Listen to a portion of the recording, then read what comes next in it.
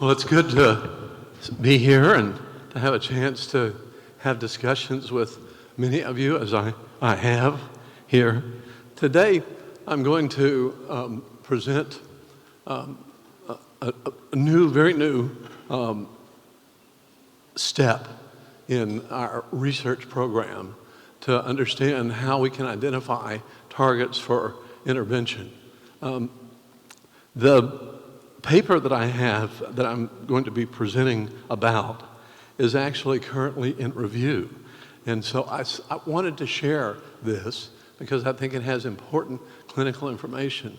But in order to do that, I can't really reveal all the details of the research.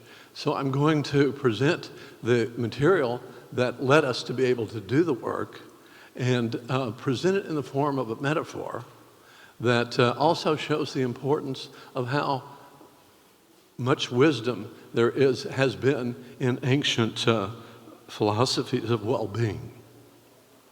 So the title is How Do Humans Self-Regulate Their Gene Expression in Health? And another way to say that is looking at self-regulation of health as a creative process. You'll see what I mean as we move along. Now, I was asked by Kamal to describe, to do a brief review of the biopsychosocial model of temperament and character that I've developed. And I'm going to relate that to Plato's metaphor of the charioteer in order to convert this into a non-technical description of the nature of the psychobiology of both health and disease. So this is I'll describe that we've identified 3 genomic environmental networks made up of genes for human personality and been able to show that where those are expressed in the brain shows that what's inherited are different systems of learning and memory. So that we have this paradox that you can't separate nature and nurture because what we're inheriting that regulates our health, our well-being, are the way we respond and learn in challenging situations.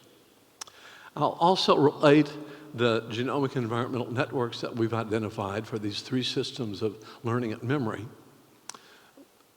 to human brain connectome measured in the resting state.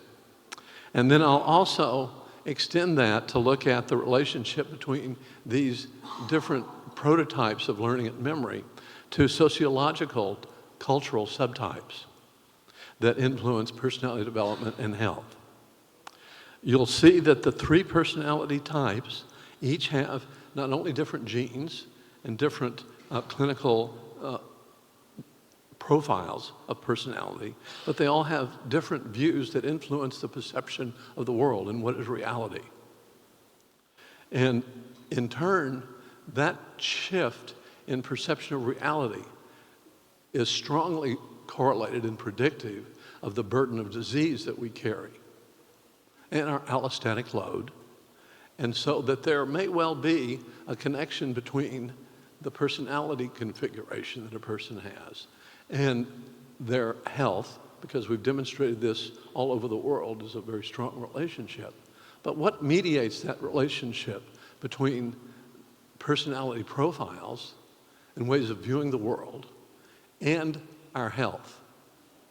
And I'm going to propose that a model that I developed and now we've confirmed with our empirical research, that what mediates the relationship between personality and the full range of health and well-being, from disease to the most healthy and creative individuals, is the way self-awareness regulates gene expression and epigenesis. I'll go into details about this, but let me just share at the beginning what we find as a conclusion. That is that the self-regulation of gene expression that mediates health depends on the way we adapt our gene expression of the genome in terms of an adaptive response to health and well-being. The first is to increase virtue and action We cultivate self-awareness as measured by what I'll call the creative character profile. That means that you are self-directed, cooperative, and self-transcendent. And without all three of those well developed, we do not have optimal health, and we have an increased vulnerability to physical, mental, and social and spiritual aspects of ill health. If we want to moderate the excessive consumption that's threatening the whole planet, we need to cultivate moderation by a certain configuration of temperament that is an intermediate step toward real unbiased perception of reality. And that is a temperament that promotes our self-control by moderating our excessive and vain desires. And then in order to reduce our sensitivity to adverse events, we need to cultivate plasticity and courage by another profile of personality traits. So there are three configurations of temperament and character that each describe a component of an integrated personality profile. Don't worry, I know I said a lot there, but I'm going to now give you the background that I hope will allow you to understand it. But having heard it once, it may make more sense to understand why I'm giving you the information I'm going to describe. So this is a quick overview of the biopsychosocial model of personality that I've been working on since the mid-80s. And you'll see that temperament involves associative conditioning of our emotional reactions and our habits, whereas temperament involves our concept of ourselves. And each of these interacts with one another so that what your emotions leads you to pay attention to some things, influences the salience of them, but then the meaning that you give to them moderates the emotional response. So we have these complex interactions, and these also interact with our sense of who we are, which is something that we have to interrogate ourselves about to become aware of just how we can express what's really meaningful to us in our life, the development of our identity. And we can deconstruct both temperament and character into 4 dimensions of temperament. This is anxiety proneness. This is incentive activation of approach to possible interesting things. And reward dependence involves our capacity to form warm social attachments. And the persistence gives us the ability to be persevering even in the face of fatigue and adversity and non-success. And then these are the 3 character traits that I mentioned: self-directedness and cooperativeness, as well as self-transcendence.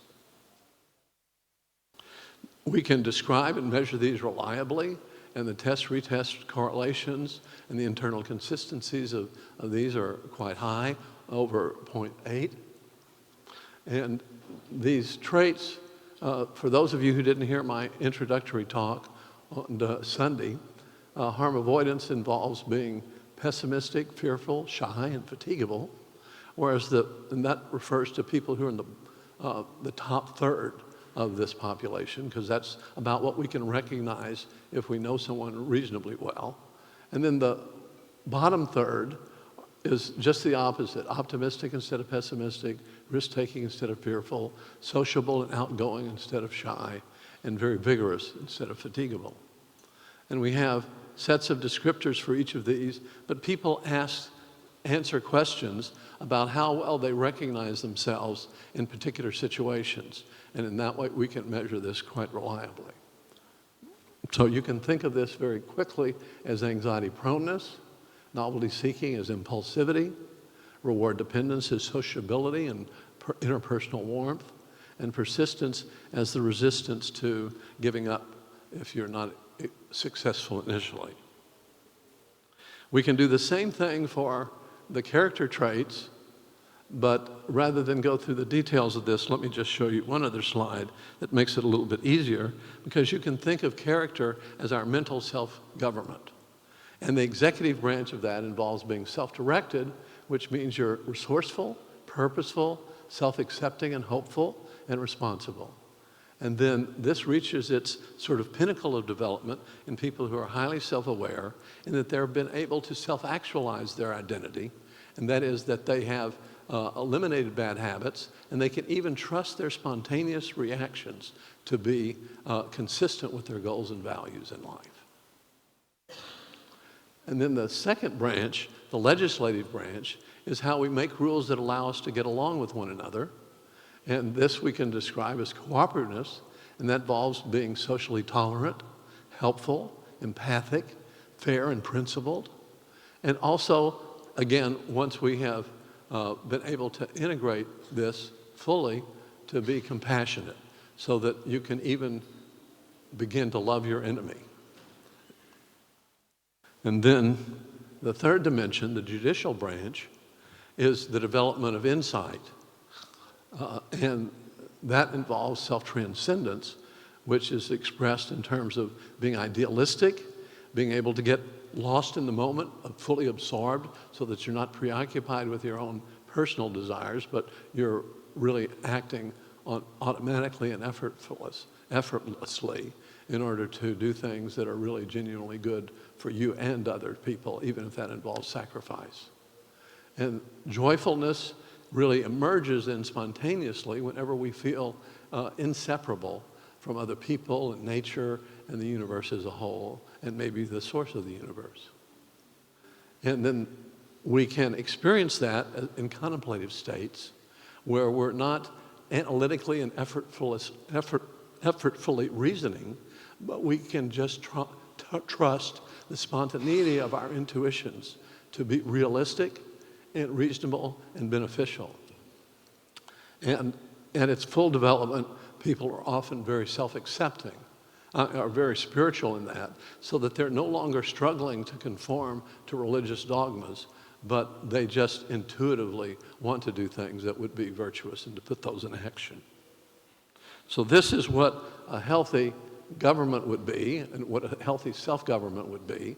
And I'll let you judge whether you think the governments around the world are doing a very good job of expressing this kind of perspective. Now, let me give you the metaphor that will allow us to talk about this in a little bit more concrete terms, because it's really there's no point in digging into the details of the molecular biology and the evolutionary biology of this unless you have a construct in mind that's fairly clear. And it turns out that Plato has given us some very remarkably clear metaphors that actually translate what we found empirically in terms of some simple ideas. The charioteer, here you see the charioteer who's actually flying up in the heavens. He is guiding a white horse who's noble and has good self-control. And also he has an unruly black horse who is very reactive and unruly and difficult to manage. And so the job of reason is to try to, with the help of the white horse, to keep himself in a virtuous state. And it turns out that we can measure reason or self-awareness by the rational intuition that's inspired by virtue, and that can be measured by the combination of all three of the character traits: self-directedness, cooperativeness, and self-transcendence, which gives us then a practical measure of self-awareness, which otherwise is rather subjective. And then the unruly black horse is measured by our irrational emotional drives. That is, the sensitivity that we have to situations and to react to them with bias and maladaptive responses if you're high in harm avoidance, novelty seeking, and reward dependence. And then finally, we have the noble white steed, who allows us to listen to reason, to exercise self-control, and that is measured by a combination of the seventh dimension that I hadn't mentioned previously: high persistence, so that we keep going in a determined way, but now we have persistence as a bridge that connects reason and our ability to regulate our own emotional reactivity. So we link, essentially, reason with a healthy control of our emotional reactions. And that's measured empirically by high persistence, high self-directedness, and low harm avoidance. So we're neither anxious, but we are reasonable and self-reliant, and moreover, we're able to keep doing that and pursuing reasonable goals and values, even if it doesn't work initially. That gives us intentional self-control. So I'm going to show you some work that shows the benefits of integrating self-awareness, unbiased in emotional reactivity, and strong intentional control. There are other metaphors that Plato gave us about the three aspects of being human, besides the black horse, the white horse, and the charioteer. In another of his dialogues, he described the gut, the heart, and the head. And in the Republic, he gave a more elaborate description of this in more sociological terms, where the appetites are really what we see, and the extreme capitalists of modern society are the producers of things that are lovers of gain. The noble white horse is represented by people who love honor, like noble soldiers in ancient times. And then the reason is represented by the philosopher kings, who are really lovers of wisdom. And you can turn that into descriptions of various aspects of excessive or vain desire, in terms of self-gratification with the unruly appetites, preservation of order and values, if you have good self-control and plasticity based on reason, and finally, reason represented by practical wisdom, virtue, the healthy life. So we have the virtues of moderation, fortitude, and justice and prudence, and the vices that corrupt those. Now, let's look at how I describe the temperament cube, which looks at the interactions of those three temperaments that I mentioned: harm avoidance, novelty seeking, and reward dependence. And for example, if we have the reliable temperament, that means that we're low in harm avoidance, we're low in harm avoidance, we're high in reward dependence, and we're low in novelty seeking. And so that makes for someone who is trustworthy and trusting. And the opposite of that is to go up to this explosive corner, which really describes most people with a borderline personality, where you're very high in harm avoidance, very reactive in that way. Also, you're very impulsive, and you are insensitive to social cues. And you can look at all the subtypes of the personality disorders in terms of these profiles, and we've been able to show at the genetic level that you can actually retrieve distinct clusters of genes that involve reactions to extracellular stimuli that characterize this. With the character cube, we have, for example, down here in the bottom, we have people who are low in all three of the character traits. Or up here, you can be high in self-report of self-transcendence, but it's not really reality-based. And so both of these are very unrealistic in their perception of the life. These describe themselves as life is hard, people are mean, and then you die, whereas these groups are disorganized characters who are schizotypal. And this is a measure of schizotypy is about 0.95, so it's almost identical. And the opposite of this would be to be creative, and I'll describe that in some detail later, so I'm not going to repeat it here. Now, there's a third cube that I mentioned, serves as a bridge between the temperament cube and the character cube, and that's done by persistence, so that if you're high in persistence, then you're able to link the advantages of self-insight with self-directedness with being optimistic, as in the resilience cube. But you can also be very fragile if you have the opposite configuration. And this really represents our ability to self-control ourselves intentionally. But if you're only using intentional self-control, you're constantly in a struggle to regulate your behavior according to what you think is an external idea or concept of what's good.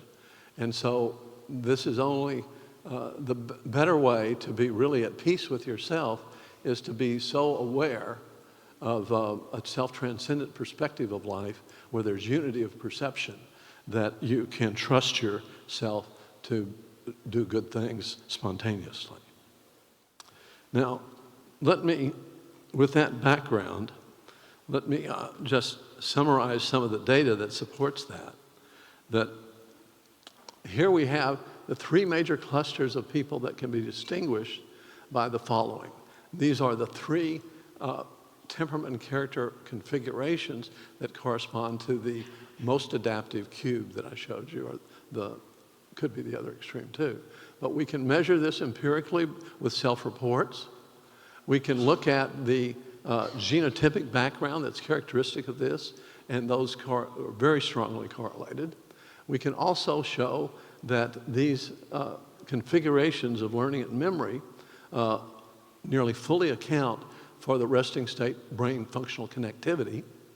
And that's very important because if you try to reduce psychopathology or health to categorical diagnoses or even try to subtype it in order to reduce the heterogeneity, you can never eliminate the heterogeneity because you're really not dealing with discrete things. You're talking about complex adaptive systems where everything is collaborative.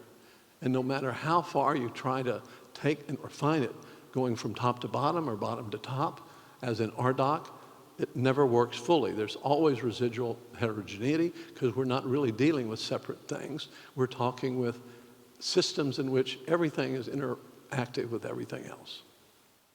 And then finally, we can show that each of these is strongly related to individual differences in physical health, like healthy longevity, and cognitive health, such as creativity, and emotional health, such as happiness, sadness, negative emotions versus positive emotions.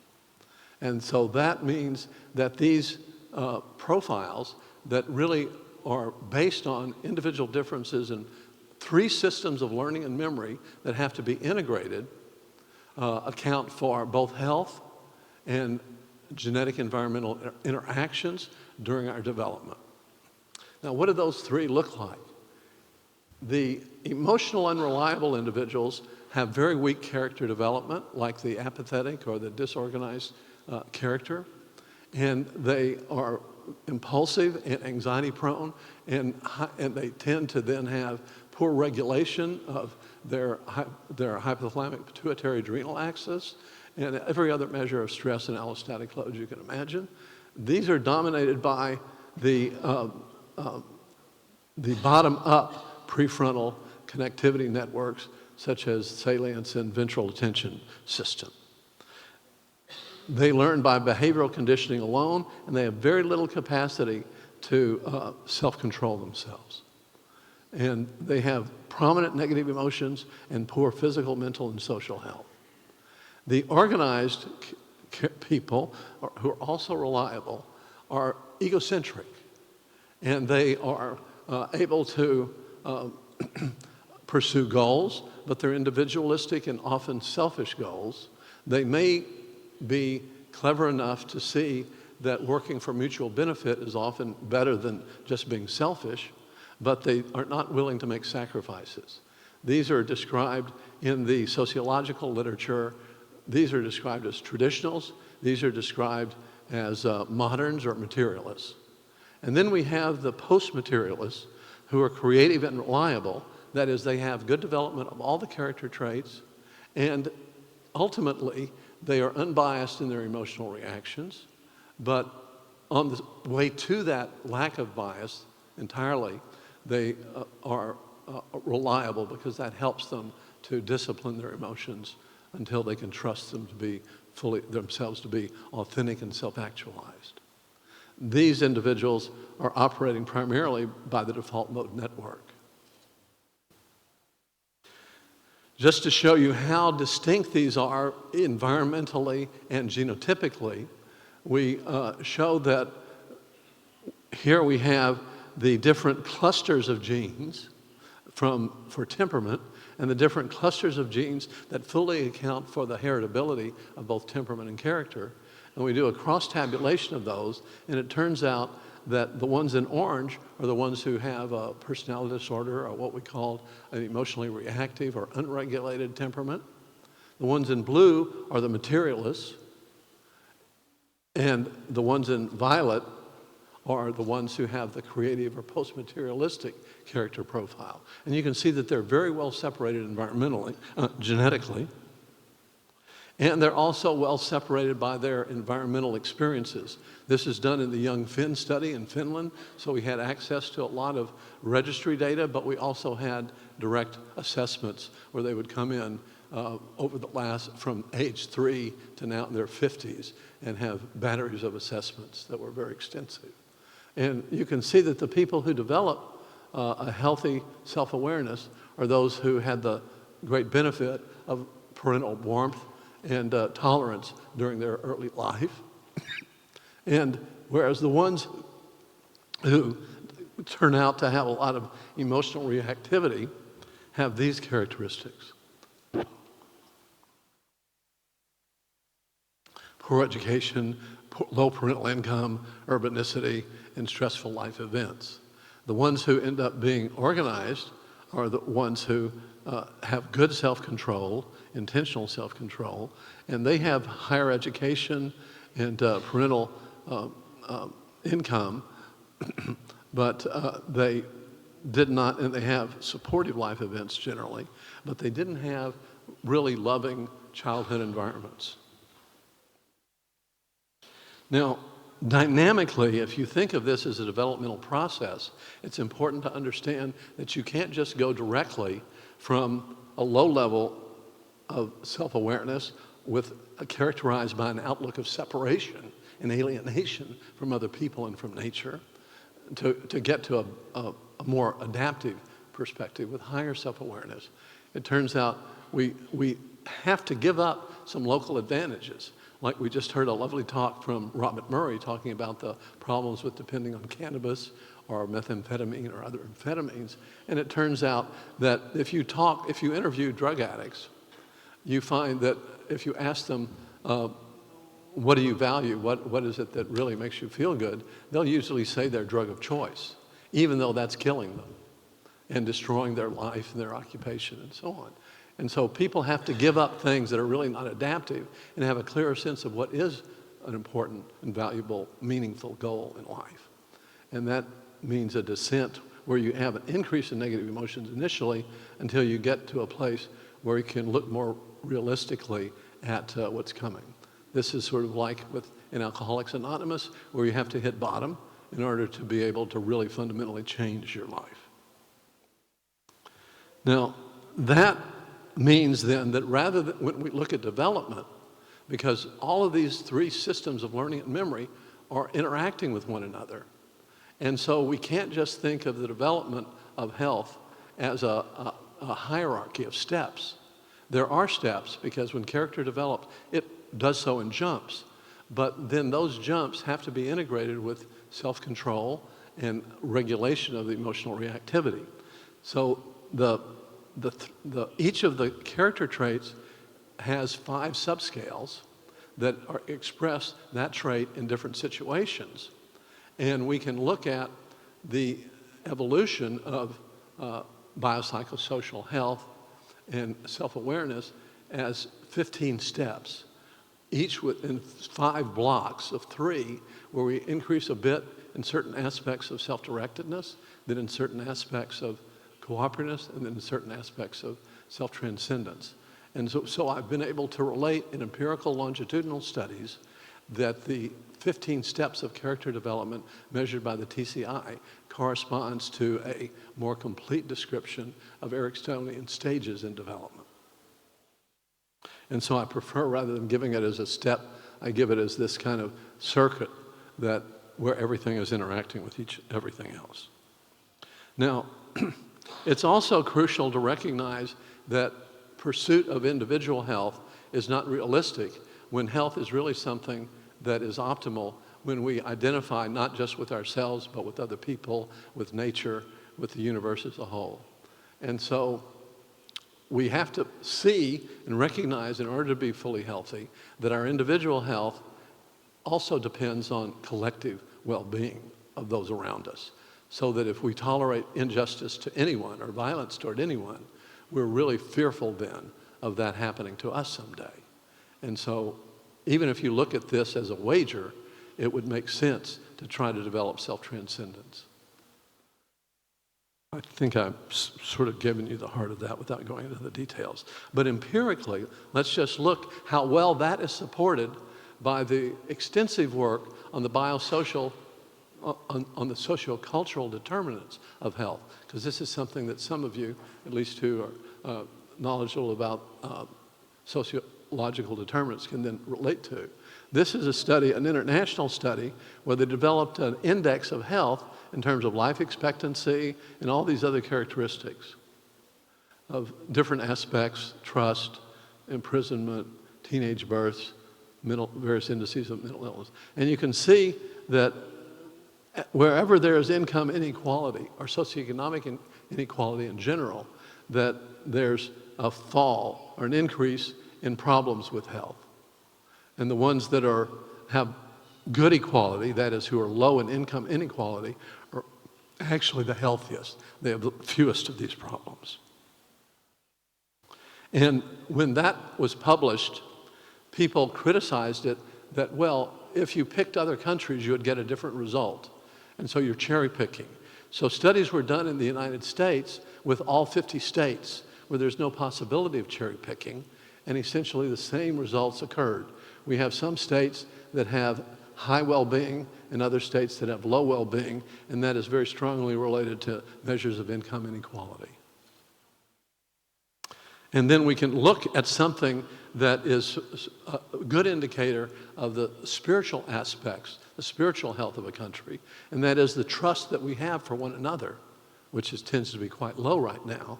But you can see that where there's good equality, that is low inequality, we have states that have a lot of social capital, a lot of trust of other people and often those ruling them. And whereas if there's strong inequality, you get very little trust. And right now, over the last 10 to 20 years, we've had great increases in inequality that have been associated with decreases in social trust around the world, in many countries.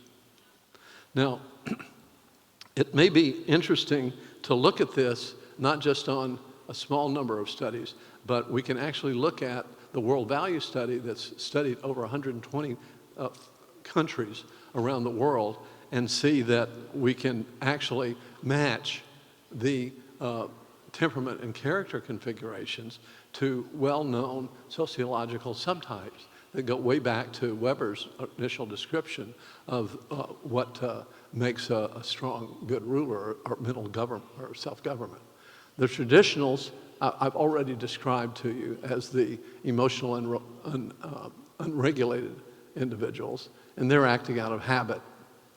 The moderns or the materialists are the ones that are seeking individual status enhancement and based on their own selfish and vain desires. And then the postmoderns or the cultural creatives are the ones who want to have democratic expression, freedom of thought, and they tend to be the healthiest. When we look at the numbers, these are about equal in number.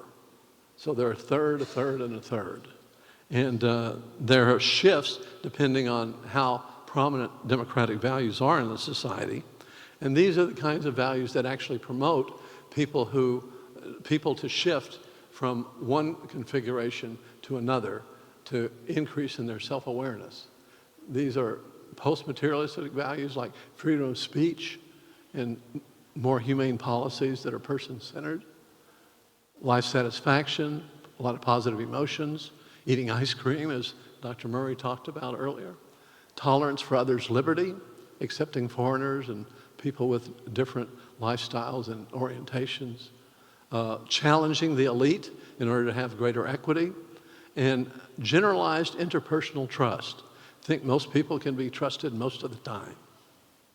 So that gives you an idea of what really does work to promote the collective well-being of a society, which in turn promotes more people to transition to that healthy perspective on life. And this is a study that goes back to just 2006 that showed how the shifts were occurring, although I'm afraid that there has been regression in this more recently. That you can shift so that by 2006, essentially a majority of people, or a near majority, were now looking at life in terms of an outlook of unity, where they had an expectation that people were trustworthy and so forth. But in the last almost 20 years, we've slipped back to much more distrust. Now, let's take this, and instead of looking at the sociological or the genomic or the interactions of those, let's just look at this as a way of understanding, using configurations of temperament and character, what are the stages of development of self-awareness. And this turns out that Plato has given us another allegory or metaphor, and that is the allegory of the cave, where people vary from unaware to egocentric to allocentric to contemplative. And we can relate these directly to either the temperament and character profiles or to the cultural subtypes. And in the allegory of the cave, we can see that the people who have personality disorders and who are just about unaware of really the circumstances of reality of life, they're the prisoners in the cave who only see shadows cast on a wall, can't turn around and see the actual light, and are trapped really in illusion and shadow and hallucination. Then when we move up to those who have individual self-control, who are egocentric moderns, the materialists, then we have the image makers, the people in modern times who are controlling the social media, doing propaganda. And this is, was anticipated more than 2,000 years ago by Plato. And then the next step are to become the post-materialists who are allocentric, the good parents, the good therapists, people practicing other various third wave psychotherapies, who are able to get glimpses of the light from time to time, but may not be fully living it their whole life in every moment and acting spontaneously. And then the fourth stage, the contemplative stage, which Plato described as noesis, is measured by the people who are very high in all three of the character traits and are essentially unbiased in their emotional responses so that they are self-actualized on automatic pilot. Effortless, choiceless awareness, spontaneity of intuition. And these are the people who are lovers of wisdom, who have gotten out of the cave and are able to look at least the reflection of the sun in a clear pool. So let's take a look, for clarity's sake, at the outlook of people with a creative character. People with a creative character have an outlook of unity, and that's characterized by a sense of connectedness, community, and fearlessness that's spontaneous. It is not a matter of choice. It is their spontaneity. Their outlook can be partially expressed as what I called as the positive philosophy, and that is to look at philosophy in terms of being, knowledge, and conduct. And for the level of being, or the ontological aspects of philosophy, this is the realization that we're now seeing awakening in physics, that in order to have a realistic view of the universe, we have to recognize that all is one and one is all.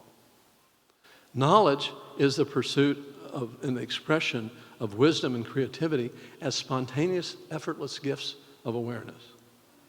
And then conduct is to freely choose to work in the service of others, which gives personal meaning to you and satisfaction that creates a healthy, sustainable community that's motivated by love and trust. Those with the opposite profile, who are low in all three of the character traits, have what I described as the apathetic character, which is in DSM-5 been called the depressive character. Well, in DSM-4. But they're likely to have emotional unregulated profiles of temperament and character, and so their life is really quite miserable. Life is hard, people are mean, and then you die. And then people with the organized, reliable personality can vary in their development And they're really in between the people with the severe personality disorders and the people with the creative character in terms of their health, in terms of their satisfaction with life. But because their life is effortful expression of positive things, and because they really don't feel one with nature and other people, they carry a heavy burden of disease as they age. So they're pretty good health young in their life, but they're also vulnerable to the major diseases of cancer, heart disease, and so on. And so when we look in an unbiased way at lifetime records of psychopathology, it's only the creative character that really has healthy longevity, not the organized materialists. Now, an interesting question, philosophically, we can also recognize what this negative philosophy looks like.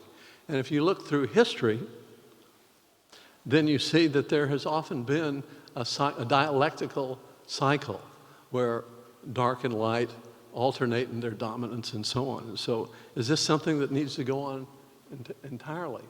And I would argue that, well, just to complete this, those with the negative philosophy think of individual and things as separate, fragmentary. This would be a classical physics view where we think of the universe as just billiard balls and not really everything being interdependent.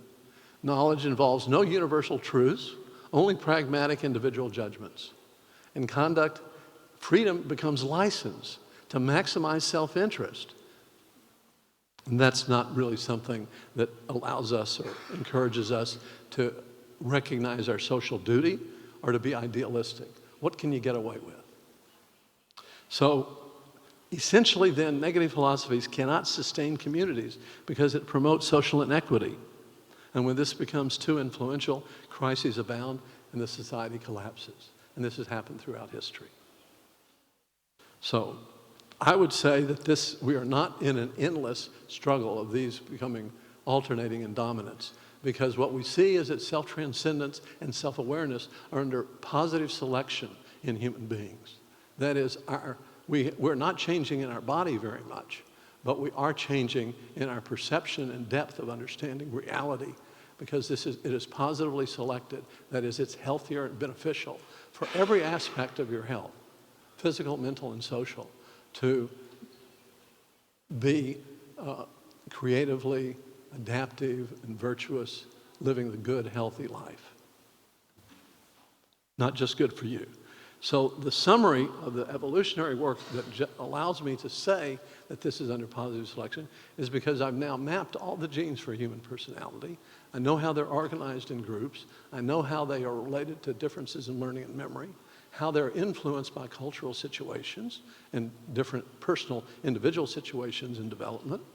And we can then understand the way these work as complex adaptive systems. We developed cooperativeness, beginnings of it, 40 million years ago. We had control of emotional reactivity, and we can say that these are based on individual differences in the first messenger pathways in the brain that regulate the response to extracellular stimuli. And then intentional self-control emerged in working man 1.8 million years ago, Homo ergaster and Homo erectus, with the organized, reliable pursuit where people could do purposeful things, but they weren't really pro-social. They would work primarily in small bands. And then this is based on individual differences in second messenger systems within cells that are based on calcium phosphoinositol second messenger signaling. And then finally, the development of self-awareness in behaviorally modern humans occurred only about 100,000 years ago with the emergence of creativity, pro-social behavior, and healthy longevity, so that we had increased lifespans. And this involves another set of genes that are called actually the most numerous genes in the human genome, which are RNA genes that have regulatory functions. And I'm going to talk about that some depth now. So the challenge is to go from just a descriptive level to actually understanding what is going on at a molecular level and at a circuit level and at a systems level within a human being. And because we can't do the kinds of studies you do in experimental animals and humans, the challenge is how do we translate this into something that is feasible to do in modern humans? Now you have to recognize that the genome has about 63,000 genes. And only 20,000 of those code for proteins, receptors, transcription factors, neuroreceptors. The other 43,000 are transcribed to non-protein coding genes that have regulatory functions. And so the real action of regulating things within cells and between clusters of cells and the whole organism and the relationship of the organism to other people and nature and the universe is in the transcription of DNA from the genome into RNAs in the transcriptome. But the challenge is how do we get a good measure of the human transcriptome when we can't go in and take slices of the brain? And we can't really model this in organoids or other experimental animals that don't have self-awareness. And so what we have figured out a way to do is to take what we've known so far with all that we've learned over the last 5 or 6 years about the psychobiology and the complex circuitry of the brain, both in terms of brain connectivity, in terms of genomic systems, and is to now be able to look at the way gene expression and epigenesis is actually regulated in humans. And so we know that the transcriptome actually has much, much more information than does the genome. Because every gene can be alternatively spliced so that the 20,000 protein coding genes each get translated into about 4 proteins on average. And the 15,000 human transcriptine factors each bind to over 100 different genes. And that creates functional networks, regulatory networks.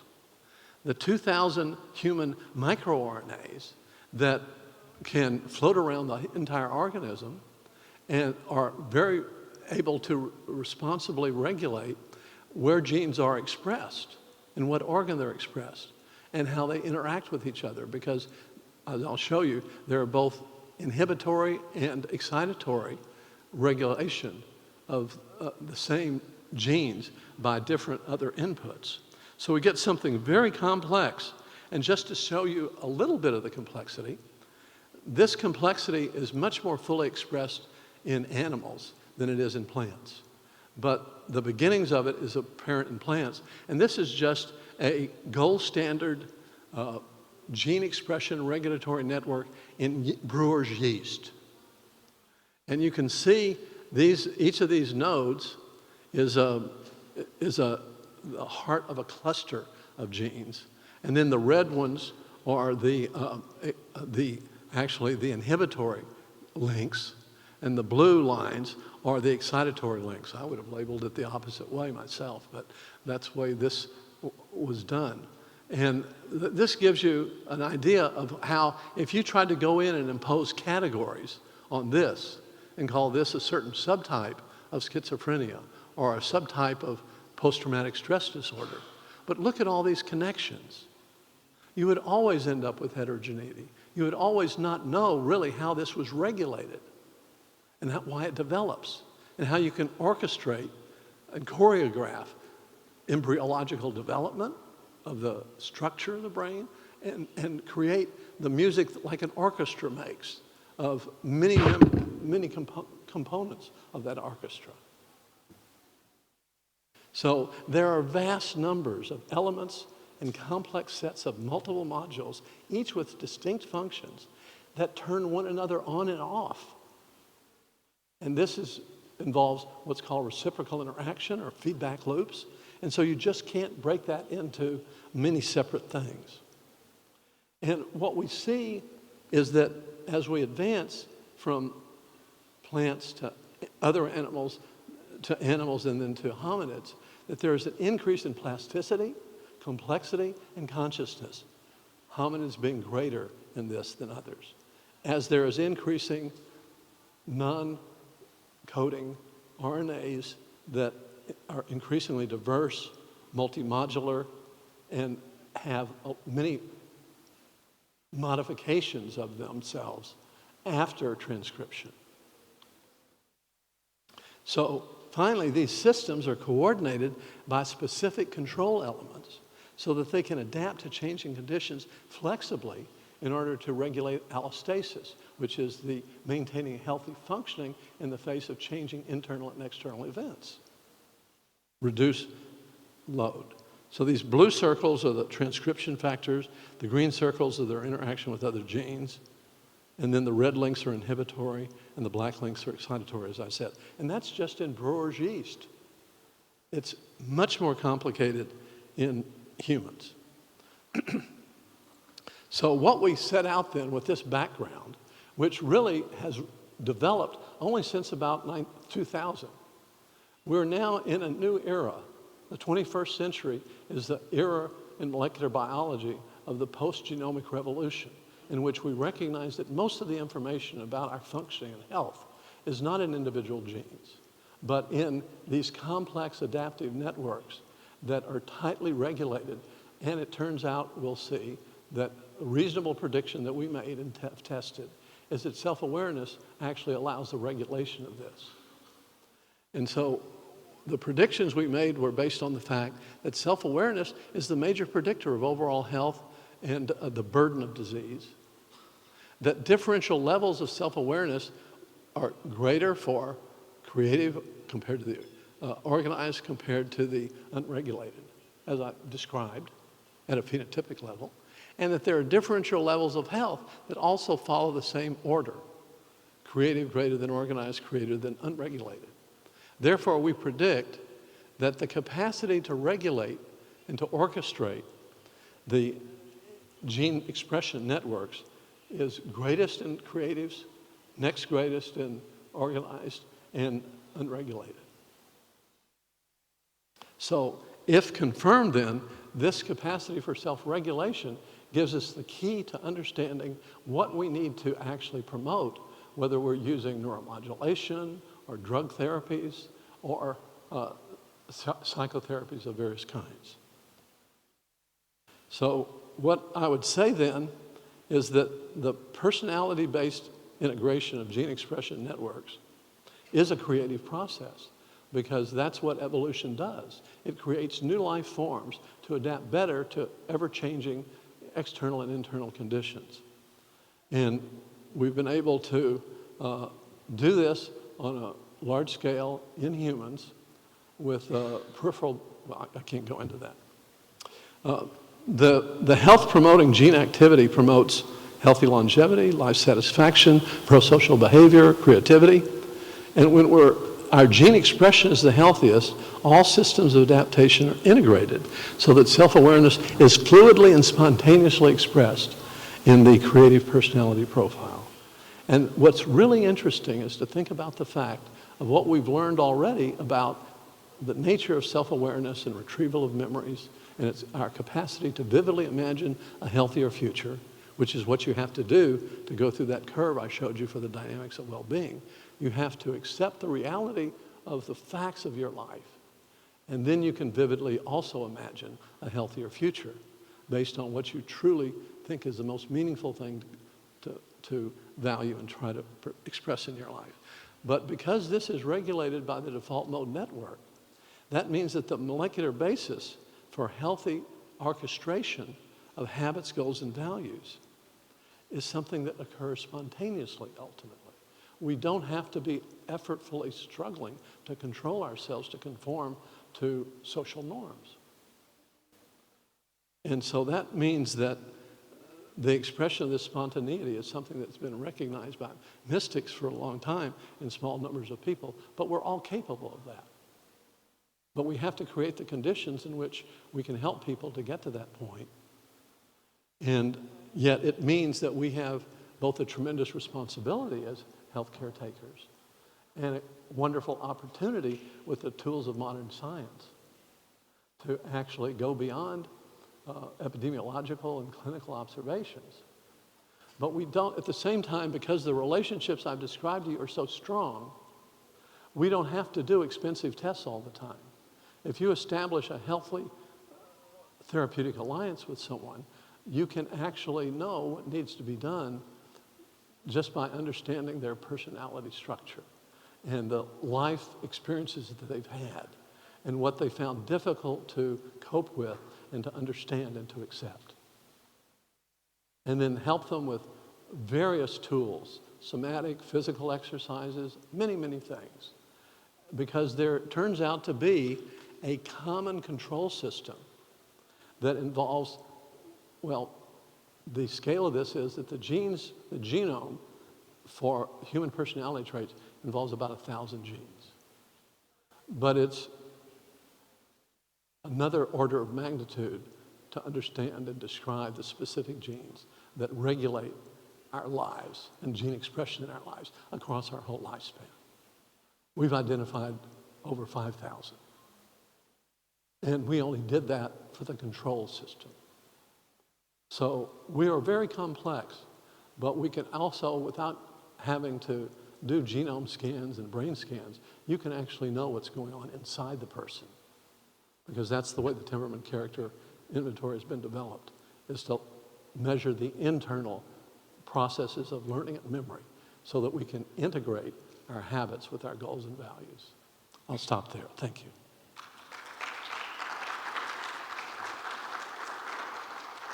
I guess I should explain this last slide. This is actually a trapeze artist going from one bar to the next. And you see the statement is, for a trapeze artist to grab the next bar, she must let go of the last one. And so this is the idea that we're in a state of transition all the time. We're in a creative state. And the moment you stop, as you continue to hold on to the past, you're no longer in flux. So the state of creativity is to always be in between. Thank you.